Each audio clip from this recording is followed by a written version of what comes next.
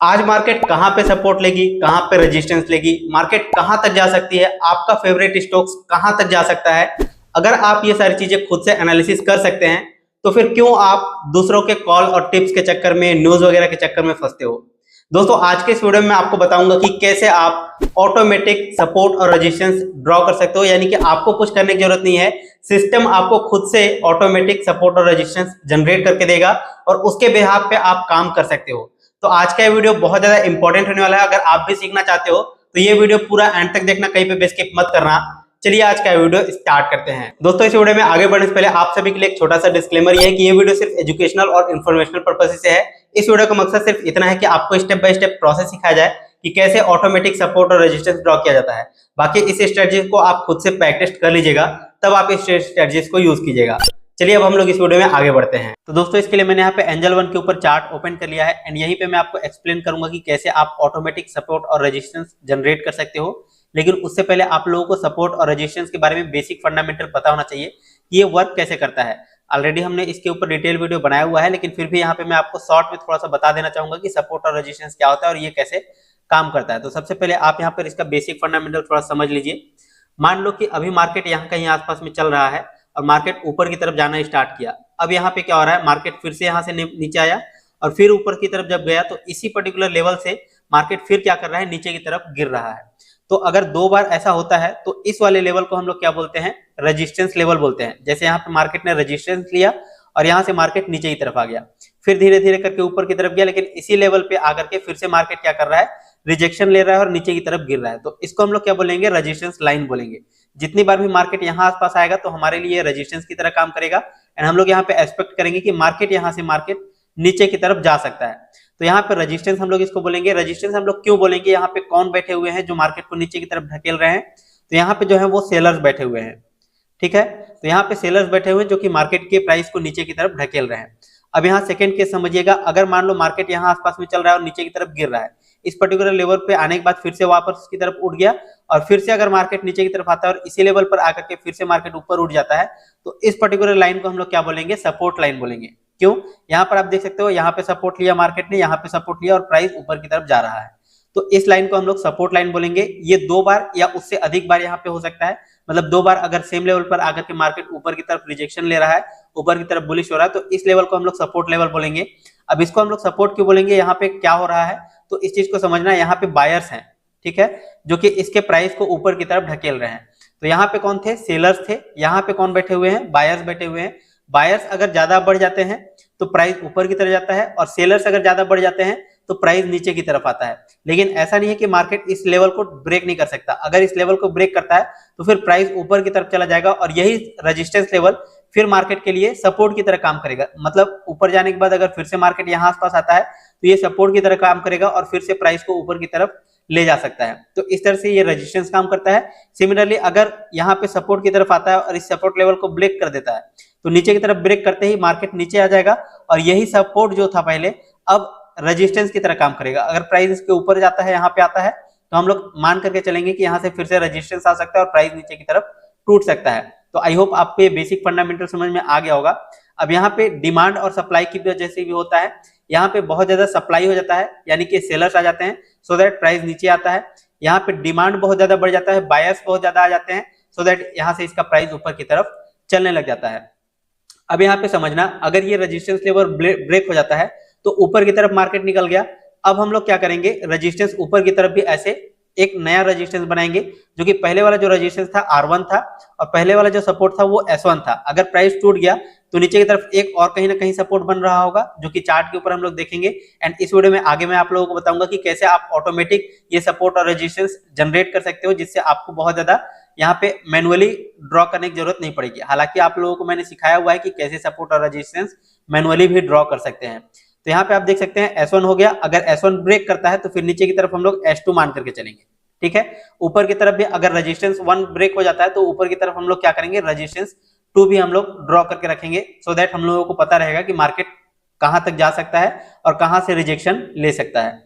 तो I hope आपको ये बेसिक फंडामेंटल समझ में आ गया होगा। अब एक चीज और समझना, मान लो कि ये हमारा रेजिस्टेंस है R1 और नीचे की तरफ ये हमारा सपोर्ट है S1, राइट। मार्केट यहाँ कहीं आसपास में चल रहा है, ऊपर की तरफ गया, नीचे की तरफ आया और यहाँ से क्या कर रहा है, सपोर्ट ले रहा है, ऊपर से ये रेजिस्टेंस ले रहा है। ठीक है, अगर मान लो रेजिस्टेंस ब्रेक कर देता है तो फिर मार्केट कहाँ जाएगा, अपने दूसरे वाले रेजिस्टेंस के ऊपर। ठीक है, अब हम लोग मान करके चलेंगे कि यहाँ आसपास से मार्केट फिर से नीचे की तरफ रिजेक्शन ले सकता है, लेकिन थोड़ी देर चलने के बाद अगर फिर से इस लेवल को भी ब्रेक कर देता है तो फिर हम लोग कौन सा रेजिस्टेंस लेवल देखेंगे, R2 देखेंगे।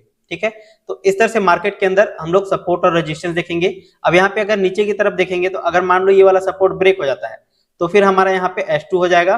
ठीक है, और मार्केट यहाँ तक गिर सकता है, ये हम लोग उम्मीद करके चलेंगे। ठीक है, इस तरह से हम लोग काम करेंगे।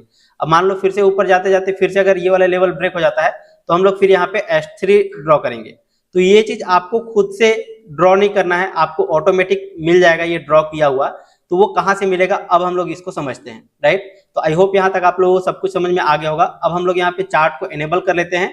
अब हम लोग लाइव मार्केट के अंदर देखते हैं कि कैसे ये मार्केट के अंदर काम करता है। अभी आप यहाँ पर देख सकते हो मार्केट चल रहा है करेंटली। अब आपको क्या करना है, सिंपली आपको यहाँ पे इंडिकेटर वाले टैब पर आ जाना है और यहाँ पे आपको सर्च कर लेना है पिवट पॉइंट। ठीक है, तो जैसे ही मैंने यहाँ पे पिवट लिखा, यहाँ पर आप देख सकते हैं पिवट पॉइंट स्टैंडर्ड करके आ गया है। सिंपली आपको यहाँ पे क्लिक कर देना है। जैसे आप यहाँ पे क्लिक करेंगे आपके चार्ट के ऊपर सपोर्ट और रेजिस्टेंस का लेवल ड्रॉ हो जाएगा। तो अभी आज के मार्केट को देखते हैं। राइट, अभी आज का मार्केट किस तरह से काम किया हुआ है, और ये पिवट पॉइंट के तरफ से जो आपको सपोर्ट और रेजिस्टेंस मिलता है वो पहले ही ड्रॉ कर दिया जाता है, जो कि आप यहाँ पर देख सकते हैं रेजिस्टेंस रेजिस्टेंस सपोर्ट सपोर्ट, आपको सारी चीजें यहाँ पे दिखाई दे रही है। ये है हमारा पिवट पॉइंट। ठीक है, आज का ये हमारा रेजिस्टेंस है R1, ये हमारा रेजिस्टेंस R2, रेजिस्टेंस R3, ऊपर की तरफ जाएंगे तो रेजिस्टेंस R4। तो इस तरह से आपको लेवल टू लेवल रेजिस्टेंस दिखाई देगा। नीचे की तरफ जाएंगे तो यहाँ पे हमारा सपोर्ट 1, सपोर्ट 2, सपोर्ट 3, सपोर्ट 4, तो यहाँ पे ऑटोमेटिक आपके लिए जनरेटेड है। राइट, अब ये काम कैसे करता है, जैसा कि मैंने आप लोगों को बताया कि अगर रेजिस्टेंस ब्रेक हो जाता है तो वही रेजिस्टेंस बाद में सपोर्ट की तरह काम करता है, और अगर सपोर्ट ब्रेक हो जाता है तो वही सपोर्ट बाद में रेजिस्टेंस की तरह काम करता है। तो आई होप आपको ये पॉइंट अच्छे समझ में आ गया होगा। अब यहाँ पे आज का मार्केट देखते हैं। यहाँ पर आप देख सकते हैं कल मार्केट यहाँ पे क्लोज हुआ था। ठीक है, अब मार्केट गैप अप ओपन हुआ और पहला नेगेटिव कैंडल बनाया, फिर से और बहुत ज्यादा नेगेटिव कैंडल बनाया, 3 नेगेटिव कैंडल बनाया। यहाँ पर मैंने 5 मिनट के टाइम फ्रेम में ओपन किया हुआ है चार्ट को। अगर आपको एक्यूरेसी बढ़ाना है और बड़े टाइम फ्रेम पे आप इस एनालिसिस को कर सकते हो। अभी फिलहाल हम लोग यहाँ पे इंट्राडे और स्कैल्पिंग के बेसिस पे सीखेंगे। तो इंट्राडे अगर आप करने जा रहे हो तो 5 मिनट से 15 मिनट का टाइम फ्रेम सिलेक्ट कर लेना। अगर आप स्कैल्पिंग कर रहे हो तो आप थोड़ा सा और कम टाइम फ्रेम को यूज कर सकते हो। अगर आप डेली बेसिस पे कर रहे हो, अगर आप स्विंग ट्रेडिंग करोगे या फिर होल्ड करोगे अपने पोजीशन को, तो आप टाइम फ्रेम को बढ़ा सकते हो 30 मिनट का आसपास। ठीक है, अब यहाँ पे देखो आज के दिन में मार्केट क्या हुआ। पहले मार्केट गिरा, जब ऊपर की तरफ उठा तो ये वाला रेजिस्टेंस था हमारा। ठीक है, रेजिस्टेंस ब्रेक हुआ, रेजिस्टेंस ब्रेक हुआ तो यहाँ पे आप देखो क्या हुआ। ठीक है, यहाँ से मार्केट नीचे आया, ये हमारा था रेजिस्टेंस R1। अब मार्केट क्या किया, वापस ऊपर की तरफ गया और रेजिस्टेंस को क्या किया, फेस किया।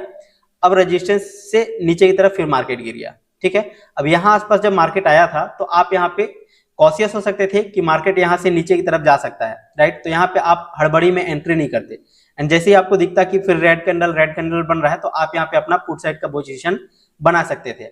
अब यहाँ पे हुआ क्या, देखो नीचे की तरफ आया, ये हमारा पिवट पॉइंट है। यहाँ एडजेक्ट पिवट पॉइंट पर आने के बाद इसने सपोर्ट लिया। अब यहाँ से क्या हुआ, मार्केट ऊपर की तरफ गया।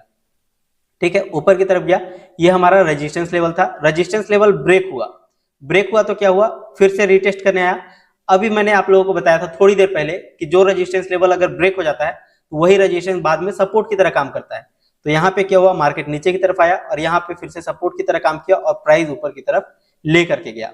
अभी के सिनेरियो में क्या हो रहा है, यहाँ पर देखो रेजिस्टेंस लेवल 2 है।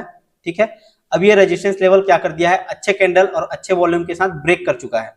तो अगर मार्केट यहाँ पे थोड़ी देर कंसोलिडेट करता भी है और नीचे की तरफ अगर बैक करता है तो यहाँ आसपास क्या बनेगा, सपोर्ट बनेगा।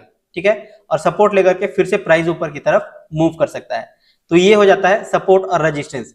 अब यही अगर नीचे की तरफ आता, मान लो ये वाले लेवल को ब्रेक करते हुए अगर नीचे की तरफ आया था तो हम लोग यहाँ पर सपोर्ट, पहला सपोर्ट मान करके चलते कि यहाँ से प्राइस ऊपर की तरफ जाएगा, या अगर इस सपोर्ट को भी ब्रेक कर देता तो फिर हम लोग नीचे की तरफ और भी यहाँ पे सपोर्ट लेवल देख सकते हैं, जो कि आपको यहाँ पे दिखाई देगा। अगर आप थोड़ा सा और नीचे आएंगे तो यहाँ पे देख सकते हो S2 S3 ऐसे करके आ रहा है। ये लाइन ऑटोमेटिक पहले से ही ड्रॉ रहता है और ये बार बार चेंज नहीं होता है कि मार्केट के सिचुएशन के हिसाब से बार बार ये सपोर्ट और रेजिस्टेंस लाइन ऊपर नीचे होता रहेगा जिससे आप कंफ्यूज होते रहो। तो ऐसा नहीं होता है, एक बार जो ड्रॉ हो जाता है यही आपका सपोर्ट और यही आपका रेजिस्टेंस होने वाला है। सेम चीज आप यहाँ पे और भी बैक टेस्ट करके देख सकते हो। इस दिन का मार्केट देख सकते हो, यहाँ पर देखिए मार्केट क्या हुआ, प्रीवियस डे तो यहाँ पे क्लोज हुआ था, मार्केट गैप अप ओपन हुआ, ठीक है, यहाँ पे सपोर्ट लिया, ठीक है, मतलब रेजिस्टेंस लाइन को ब्रेक करके गैप अप ओपन हुआ है, मतलब ये सपोर्ट की तरह काम करेगा। अब यहाँ से सपोर्ट लिया, फिर यहाँ पे सपोर्ट लिया, मतलब यहाँ पे स्ट्रॉन्ग सपोर्ट बन रहा है, सपोर्ट बन रहा है। अब यहाँ पे देखो मार्केट ऊपर गया, ये रेजिस्टेंस लेवल पे आया, रेजिस्टेंस लेवल पर आकर के क्या कर रहा है, फिर से रेजिस्टेंस ले रहा है। अब यहाँ पे देखो कितने बार रेजिस्टेंस लिया है मार्केट ने। अगर आप यहाँ पे अगर बुलिश ट्रेड ले रहे हो तो फिर तो आप गलत कर रहे हो, ठीक है। अब यहाँ पे क्या हुआ देखो, इस लेवल को ब्रेक किया, रेजिस्टेंस लेवल को, अब ये सपोर्ट की तरह काम करेगा। अब जैसा कि मैंने आप लोगों को बताया था कि ये जो रेजिस्टेंस और सपोर्ट लाइन है वो बिल्कुल लाइन नहीं होना चाहिए आपका, ठीक है। मैं सपोर्ट और रेजिस्टेंस वाले वीडियो में बताया हुआ था, डिटेल वीडियो में, हालांकि इस वीडियो में मैंने आप लोगों को बताना भूल गया, लेकिन आप इस चीज को ध्यान रखिएगा। अगर मान लो आपका रेजिस्टेंस लाइन ये है, ठीक है, और आपका सपोर्ट लाइन ये है, तो आपको सिर्फ लाइन के ऊपर बिलीव नहीं करना है कि ये लाइन को जैसे ही क्रॉस किया आपको एक्शन ले लेना है, आपको एक जोन तैयार करना है। इस तरह से अगर आप जोन तैयार कर लेंगे तो आप ज्यादा एक्यूरेट हो पाएंगे, क्योंकि अगर इस जोन के अंदर है तब तक आपको ट्रेड नहीं करना है, जोन ब्रेक करे तब आपको एंट्री करना है, जोन नीचे की तरफ जाए तब आपको एंट्री करना है। तो आपको सपोर्ट और रेजिस्टेंस लाइन पे काम नहीं करना है बल्कि जोन पे काम करना है। अब यहाँ पे आप अगर इस तरह से जोन तैयार कर लेते तो आपका ज्यादा एक्यूरेट दिख पाता कि मार्केट अभी कहाँ चल रहा है। अब इसको ब्रेक कर दिया, ऊपर की तरफ निकला हुआ है, सपोर्ट लिया फिर से, और यहाँ आसपास क्या कर रहा है, कंसोलिडेट कर रहा है बहुत टाइम तक, ठीक है। अब यहाँ पे मार्केट क्लोज हो गया, मतलब पूरे दिन क्या किया, ये साइडवेज रहा, तो साइडवेज मार्केट में उतना ज्यादा अच्छे से काम नहीं करेगा। और जैसा कि मैंने आप लोगों को पिछले वीडियो में भी बताया था कि ये एक इंडिकेटर है, और इंडिकेटर आप लोगों को सिर्फ इंडिकेट करता है, कंफर्मेशन नहीं देता है, ठीक है। प्राइस एक्शन इज सुप्रीम, तो प्राइस एक्शन सबसे ज्यादा इंपॉर्टेंट होता है, लेकिन स्टार्टिंग में आप अपने लिए हेल्प के लिए आप ले सकते हो इन सबको यूज में, ताकि आपको पता चल जाए कि कहाँ पे सपोर्ट और रेजिस्टेंस काम करता है। अगर आपको अपने से ड्रॉ करने आ जाता है सपोर्ट और रेजिस्टेंस तो वेल एंड गुड, लेकिन अगर आपको नहीं आता है तो आप इस इंडिकेटर का यूज कर सकते हो। जब मार्केट साइडवेज रहे तब ये बहुत अच्छे से काम नहीं करता है। तो अभी आप यहाँ पर देख सकते हो, इस दिन क्या हुआ था, मार्केट यहाँ पे क्लोज हुआ था और बड़ा गैप डाउन के साथ मार्केट नीचे ओपन हुआ, ठीक है। ये हमारा पिवट पॉइंट था, ये हमारा S1 था और ये हमारा S2, यानी कि सपोर्ट 1 और सपोर्ट 2। अब यहाँ से मार्केट ओपन हुआ, मार्केट S1 को ब्रेक कर चुका है, मतलब ये हमारे लिए क्या करेगा, रेजिस्टेंस की तरह काम करेगा अभी। तो यहाँ पे देखिए मार्केट नीचे की तरफ आया, हम लोग ये मान करके चलते हैं कि मार्केट अभी और नीचे की तरफ गिर सकता था। तो यहाँ पे हम लोगों को एंट्री नहीं करना है, स्टार्टिंग में आपको थोड़ा सा वेट करना है। एंड यहाँ पर आप देख सकते हो मार्केट ऊपर गया अच्छे हेल्दी कैंडल के साथ, फिर से यहाँ पे क्या कर रहा है, इसको रेजिस्टेंस ले रहा है। जैसा कि मैंने आप लोगों को बताया कि अगर सपोर्ट लेवल ब्रेक हो चुका है तो ये रेजिस्टेंस की तरह काम करेगा। यहाँ पर रेजिस्टेंस की तरह काम किया, फिर नीचे आया, अब इस रेजिस्टेंस को क्या किया, ब्रेक कर दिया है। रेजिस्टेंस ब्रेक हो चुका है, अब ये सपोर्ट की तरह काम करेगा। तो जब मार्केट नीचे आया, यहाँ सपोर्ट लिया, यहाँ सपोर्ट लिया, फिर ऊपर गया, ठीक है। यहाँ बार बार सपोर्ट ले रहा है, मतलब ये लेवल आपके लिए देख रहे हो कितना इंपॉर्टेंट है कि ये लेवल पर बार बार सपोर्ट ले रहा है, सपोर्ट ले रहा है। हमारा नेक्स्ट टारगेट क्या हुआ, ये पिवट पॉइंट, यानी कि ये रेजिस्टेंस लेवल हमारा मान सकते हैं, क्योंकि ये अभी ऊपर है प्राइस से। यहाँ पर देख सकते हो मार्केट ने यहाँ तक गया, ठीक है, यहाँ पे लिया, यहाँ पे लिया, अब ये हमारा पहला टारगेट कंप्लीट कराया।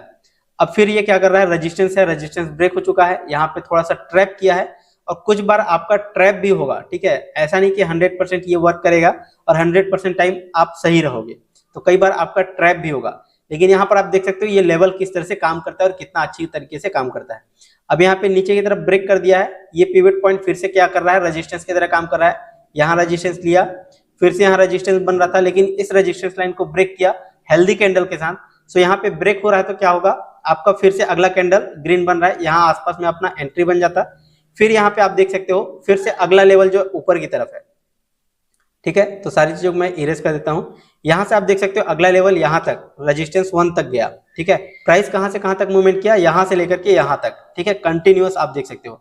अब रेजिस्टेंस लेवल के आसपास पहुंचा, यहाँ पे फिर से पॉज ले लिया, टाइम पास किया, एंड मार्केट क्लोज हुआ। फिर अगले दिन मार्केट ओपन हुआ, तो मार्केट फिर से क्या हुआ, गैप अप ओपन हुआ, जो कि आप यहाँ पर देख सकते हो। तो इस तरह से आप इसको बैक टेस्ट कर सकते हो, खुद से एनालिसिस कर सकते हो। बाकी आपको लगाना कैसे है, सेटिंग वगैरह आप अगर चेंज करना चाहते हो तो आप यहाँ से पिवट पॉइंट का सेटिंग चेंज कर सकते हो। सिंपली आप यहाँ पे क्लिक करोगे एंड यहाँ पे आप नंबर ऑफ पॉइंट्स ब्लैक को आप चेंज कर सकते हो। हालांकि इसी बाय डिफॉल्ट सेटिंग को ही मैं रहने देता हूँ और इसी सेटिंग के ऊपर मैं काम करता हूँ। तो आप इस सेटिंग को ही रहने देंगे या फिर आप खुद से भी चेंज कर सकते हैं। तो इस तरह से आपको इसको यूज करना है। पिवट पॉइंट आपको सपोर्ट और रेजिस्टेंस ऑटोमेटिक जनरेट करके दे देगा।